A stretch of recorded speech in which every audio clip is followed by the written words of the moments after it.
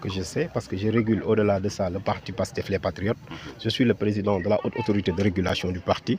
Et il nous semble que le bulletin du président Ousmane Sonko, leader des Patriotes, tête de liste de la liste PASTEF, donc, était à l'envers à l'école 7. Donc nous pensons que donc, ce sera vite corrigé et que donc, les solutions idoines seront apportées pour que quand même donc l'égalité, n'est-ce pas, entre donc, les candidats soit respectée. C'est juste donc, la seule anomalie qu'on a constatée. Mais au-delà de ça, l'élection se déroule dans le calme et de façon impeccable. Peut-être juste rappeler les enjeux de cette élection au niveau national. Oui, des élections charnières.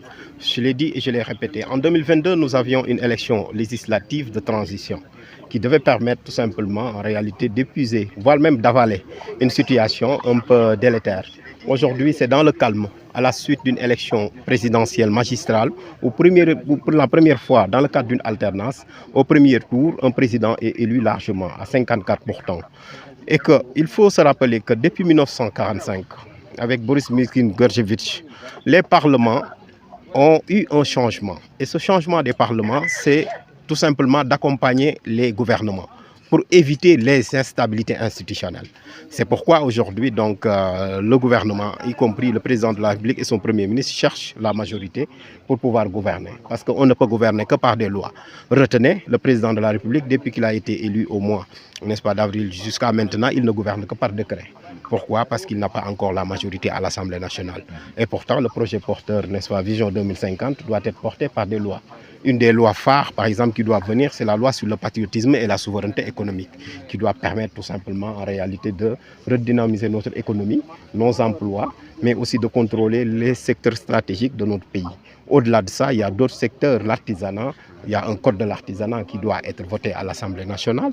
Il y a d'autres aspects, par exemple, dans le cadre de la loi sur le tourisme religieux qui intéresse la ville de Tivaouane, notre chère ville, notre terroir, etc.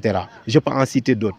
Cela témoigne tout simplement tout l'enjeu, toute l'importance pour pouvoir tout simplement traduire en acte, n'est-ce pas, ce programme à travers tout simplement un programme de législature et un programme de gouvernement, d'où l'importance capitale, tout simplement. Donc voilà, pour le président de la République ainsi que donc le leader des Patriotes d'avoir, n'est-ce pas, cette majorité pour pouvoir gouverner tranquillement avec une Assemblée nationale maintenant qui devra aussi, et là c'est dans ce que d'ailleurs prévoit donc ce projet-là, une Assemblée nationale qui aura un nouveau visage, où nous aurons tout simplement des députés qui pourront, n'est-ce pas, être de la majorité, mais qui vont appuyer la majorité dans la vérité. Et vous allez voir si Dieu l'accepte, s'il y a la majorité, cette majorité, je n'en doute pas, il y aura fortement un nouveau visage. L'Assemblée nationale sera la caisse de résonance de la volonté générale et elle va permettre tout simplement à ce que les députés puissent tout simplement challenger les ministres et on aura donc l'Assemblée nationale dans la plénitude de ses compétences. Tout simplement donc contrôler l'action du gouvernement, voter la loi, n'est-ce pas, mais aussi évaluer les politiques publiques. Ce qui n'a jamais été fait depuis 2016 alors que c'est dans la Constitution du Sénégal.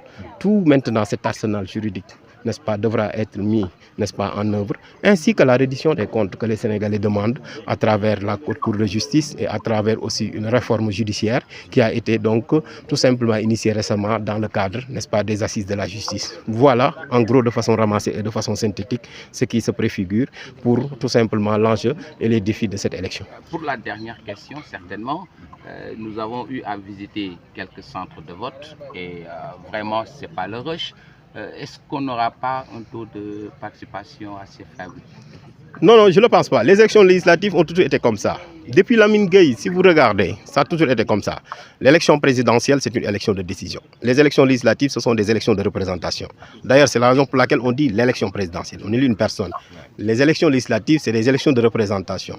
Il y a un rush quelque part, par exemple. Parfois, on voit que l'affluence n'est pas encore, mais on n'est même pas encore en mi-journée. Et ça a toujours été comme ça. Les gens, la plupart du temps, ils préfèrent même donc se réveiller tranquillement. Parce que le jour du scrutin, c'est les Sénégalais qui se mobilisent. Et les Sénégalais sont comme ça.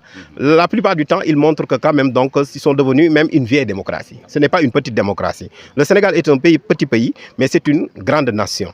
Et ils l'ont montré parce que nous, depuis la colonisation, on a commencé à voter pendant longtemps. Regardez, des pays comme la France, par exemple, les femmes n'ont commencé à voter qu'à partir de 1945. 45-46. On a été très en avance sur donc, ces pays-là. Donc moi, je ne doute pas que le taux de participation va aussi donc, connaître, n'est-ce pas, donc, voilà, une évolution d'ici l'après-midi. Ça a toujours été comme ça pour les élections législatives. Parce qu'en réalité, il y a des gens peut-être qui sont découragés dans un autre camp, qui ont été battus. Il y en a certains qui sont en train de dormir. Il y a d'autres qui sont au travail. Les Sénégalais, il y a des gens qui travaillent le dimanche, etc.